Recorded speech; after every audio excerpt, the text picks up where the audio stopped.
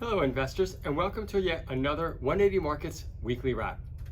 Well friends, we have a very unusual and stealth market rally happening right now. That's right.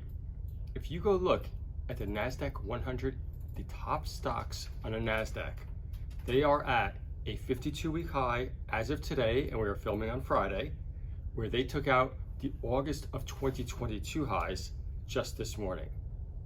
But here's the catch. It's an incredibly narrow group of stocks that is really driving this entire rally. And that is why there are so many frustrated investors. Because when we look at the broader indices, like the Russell 2000 or our small cap index, they're very much still ho-hum, not a lot of movement. And what it's causing is anxiety. And I mean performance anxiety, because the big money managers, the only way they can make up for this underperformance in their small capitalization companies is to buy more of the bigger caps.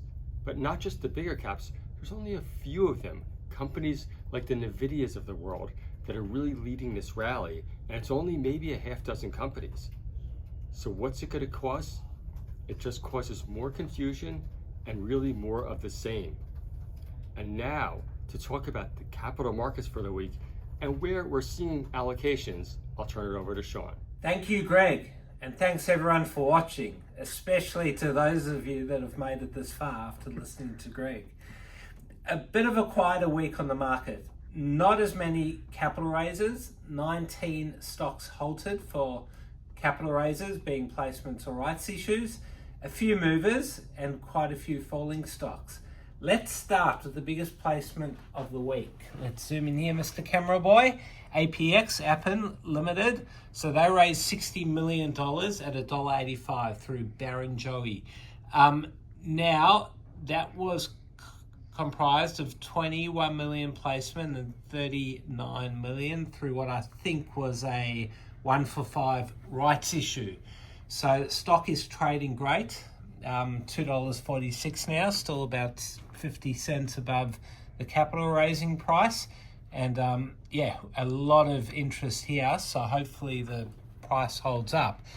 A lot smaller capital raise, but a lot more maybe exciting, we'll say.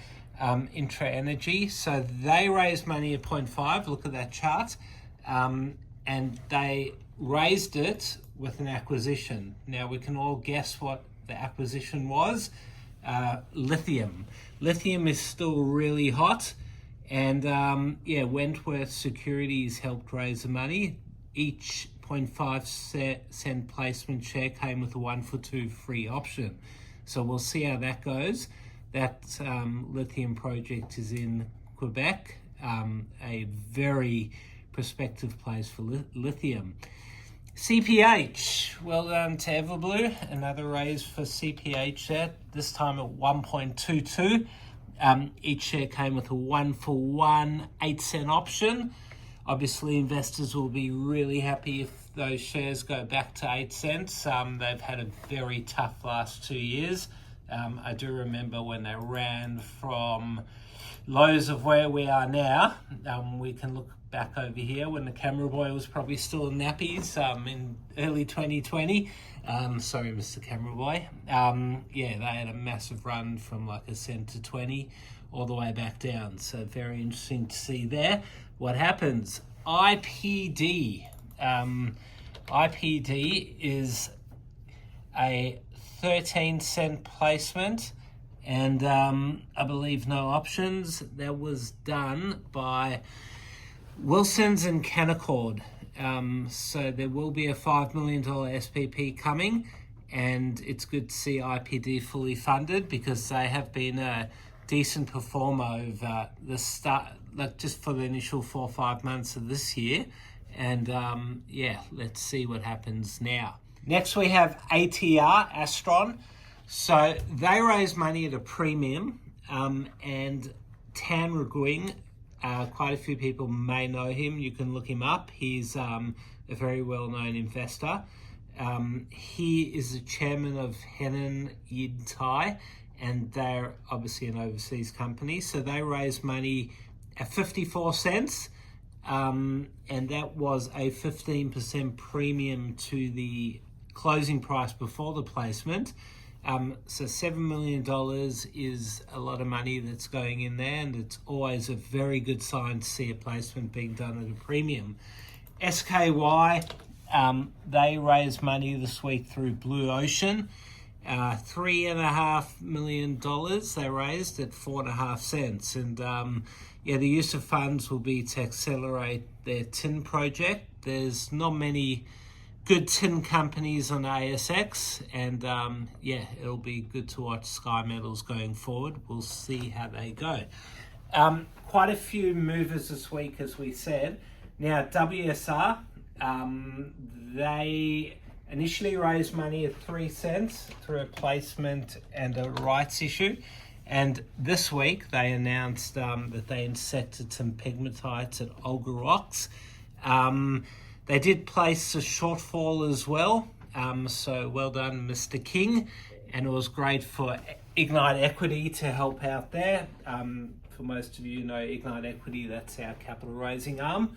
So it's been a great performer, WSR, and hopefully it keeps going. RR1, Reach Resources, they had a massive run at the start of the week. They announced some 33% copper assays, which is fantastic. And in the announcement, they did announce that they fully funded for all their drilling. So I have heard that quite a few times before.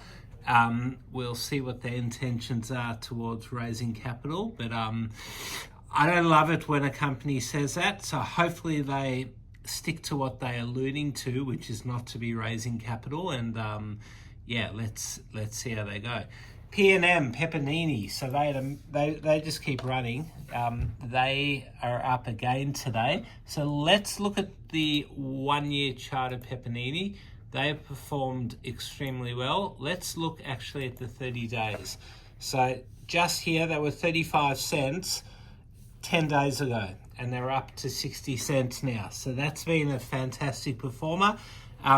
They did acquire lithium in Argentina, and they did diversify one of their projects. I think they sold off a copper gold project.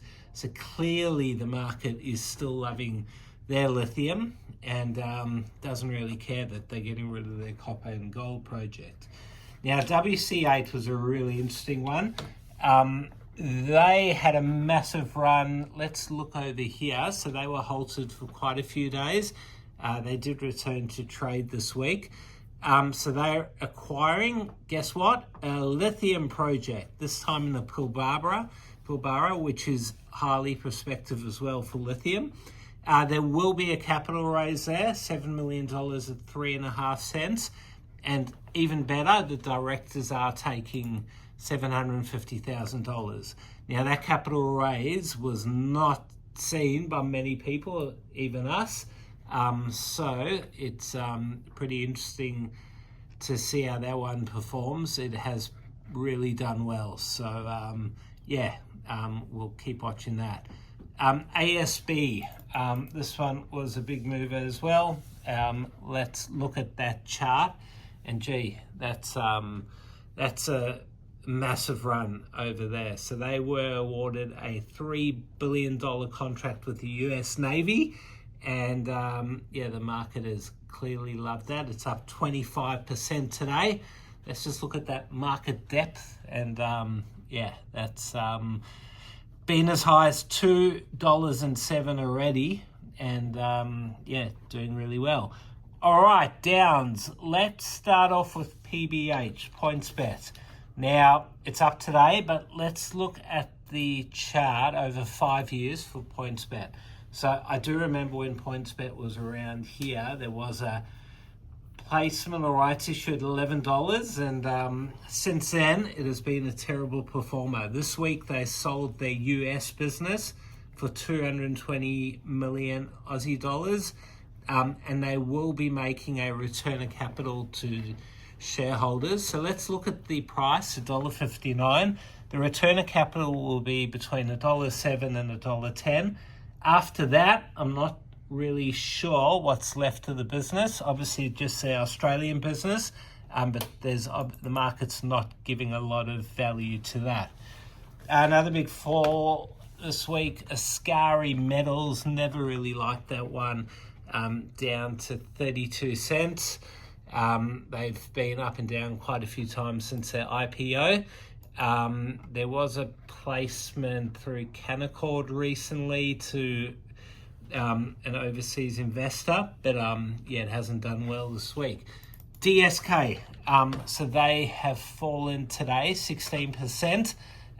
Dust Group, after they gave a trading update to the market, and it's obviously not very good. All right, that's it. That's a wrap. Let's hope my Blue Boys return to form this week against the Camera Boys Collingwood team. I was going to say something pretty rude there about Collingwood, but I won't do it. Have a good weekend, everyone. Go Blues.